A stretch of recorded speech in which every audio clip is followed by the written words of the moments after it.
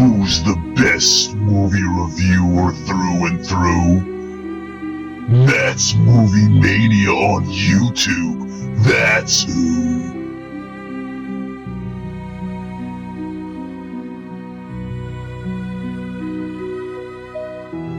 Why don't you stay a while and have your life reviewed?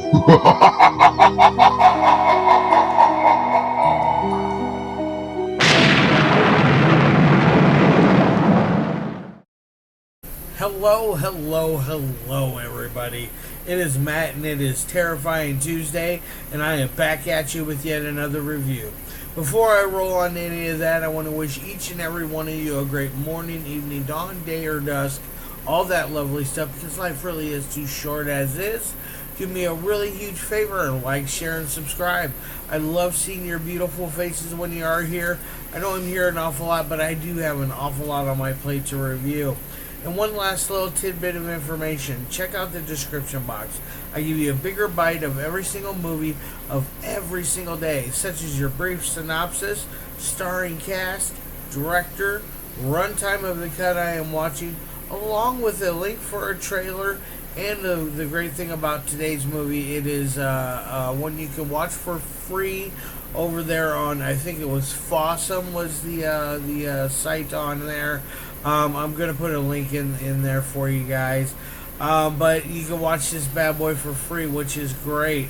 Now that I got all that said in mind and all that out of the way, let's go ahead and roll on to the film of the day.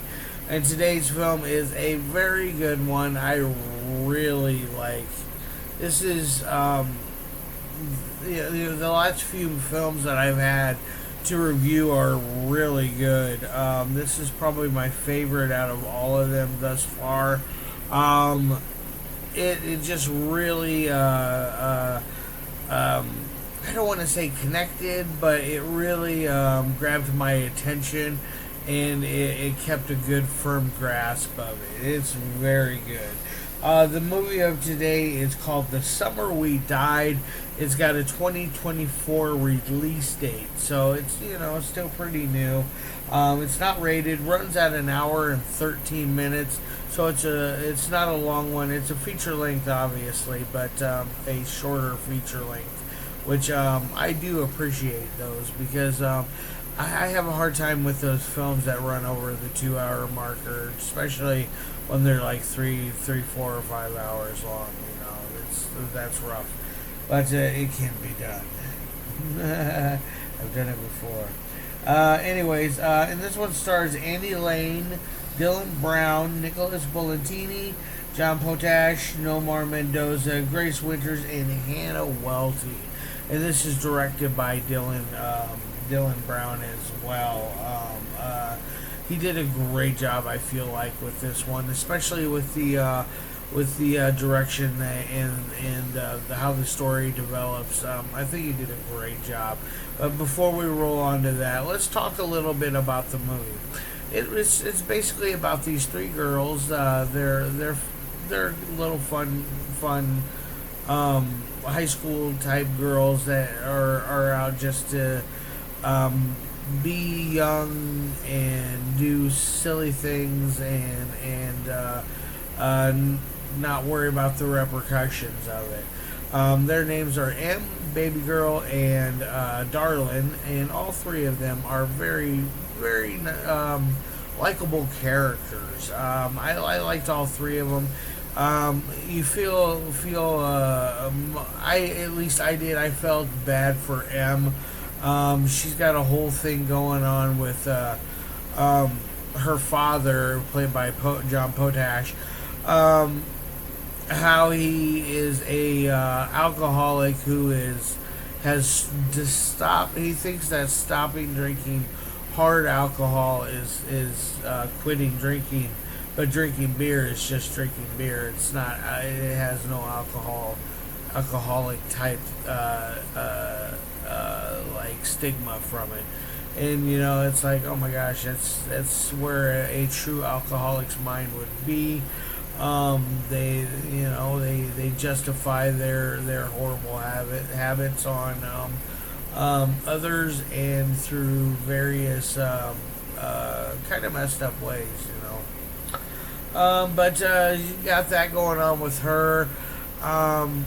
The other girls, I believe it was Darlin is the one that has the very hard-hitting parents. Well, the hard-hitting mother, I should say. She's very abrasive mom.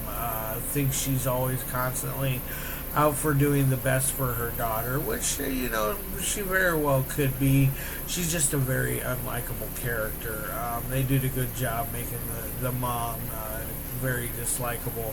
The dad is kind of a pushover type, but he is a coward when it comes to talking to the mom and being like, hey, I have some say in this too. Let's do this or that, or at least try this or that, and who knows, maybe something positive will come out of it type situations. And then the I forget baby girl, Darlin and I get Darlin and baby girl mixed up, but they're very fun, likable characters. Then you got like a whole like punk rock skater vibe in this entire film, which what I was told that it was punk rock skater, I immediately got a grin on my face and was very happy to hear that, because I am a sucker for that type of film.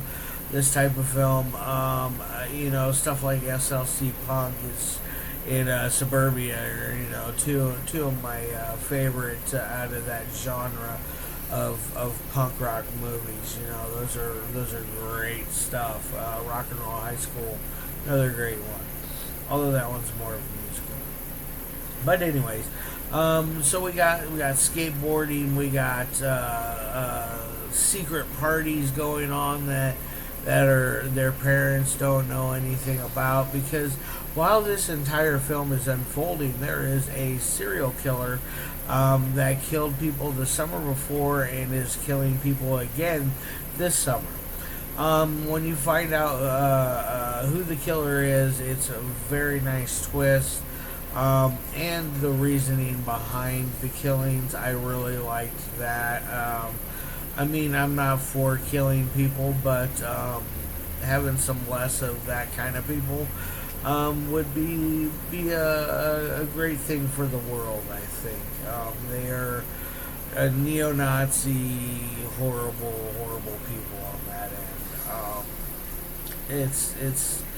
It's one of those things, they don't dwell on that side of the story, which makes me happy, because I feel like when they stick to just that one subject, it gets tiresome in ways, because you don't want to just see a bunch of Nazis running around and beating up people. Unless you want to watch American History X, go for it. Go all out. Go to Romper Stomper. Films like that are more on that end of the spectrum. But anyways, let's talk about the three things. I've talked enough about the actual movie itself. I don't like to give away spoilers. That's just not fun.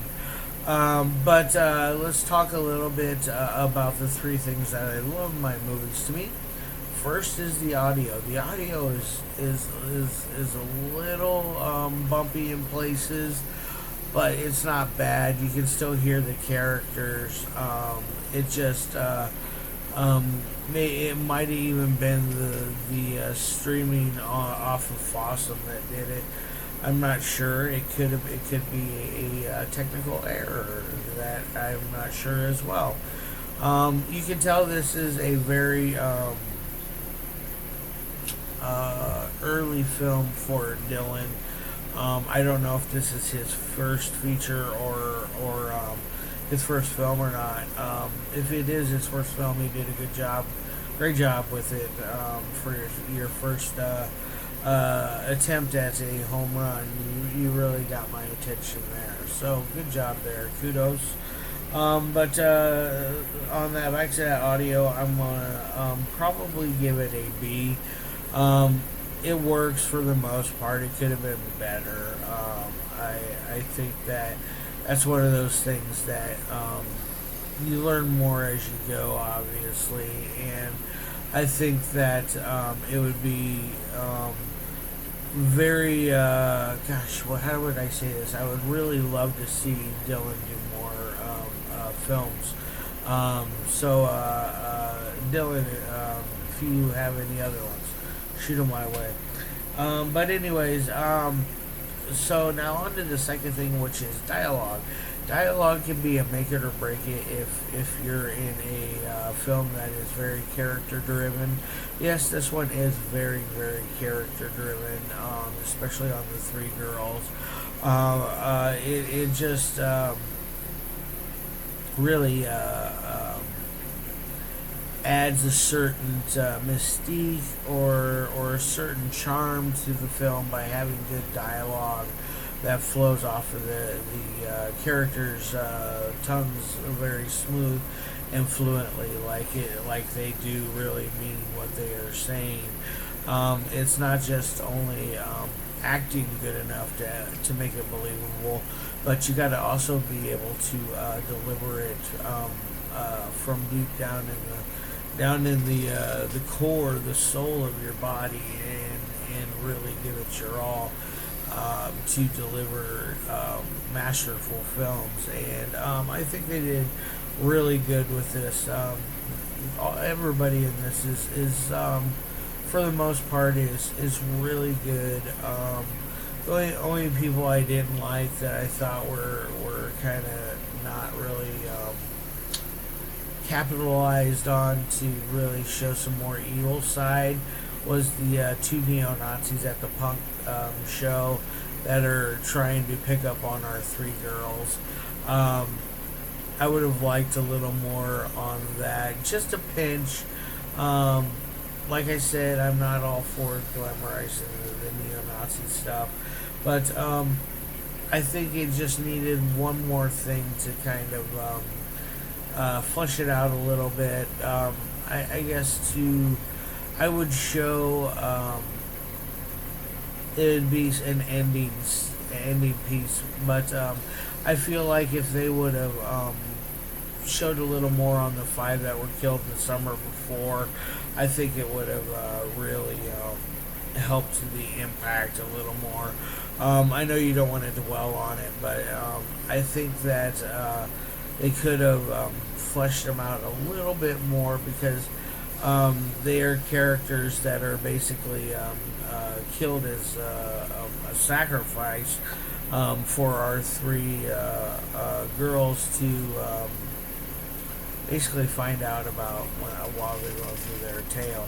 So I'm going to give this one an A on the dialogue part. So it's pretty good. Now on to the third thing, which is the hardest thing I feel out of all three, which is editing. Editing can be a very difficult SOB. I know from my own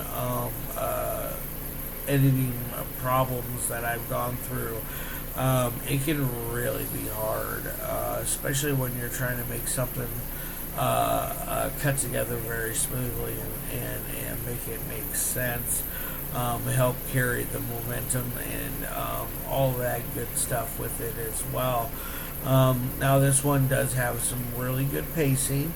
It's constantly on an uphill slope going, kind of like the little mountain climber from The Price is Right.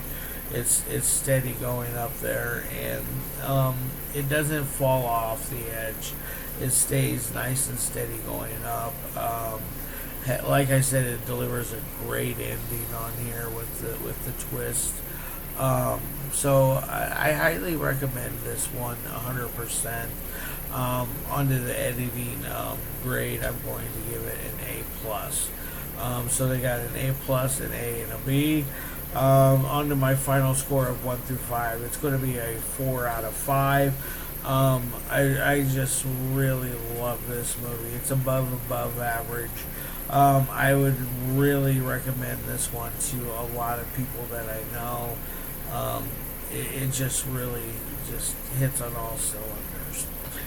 Alright, guys, I love your faces, and as always, I'll see you on another day, which I believe it'll be Thursday, Bloodthirsty Thursday.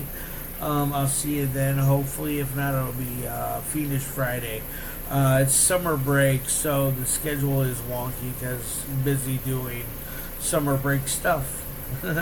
Alright, guys, love your faces, and as always, peace.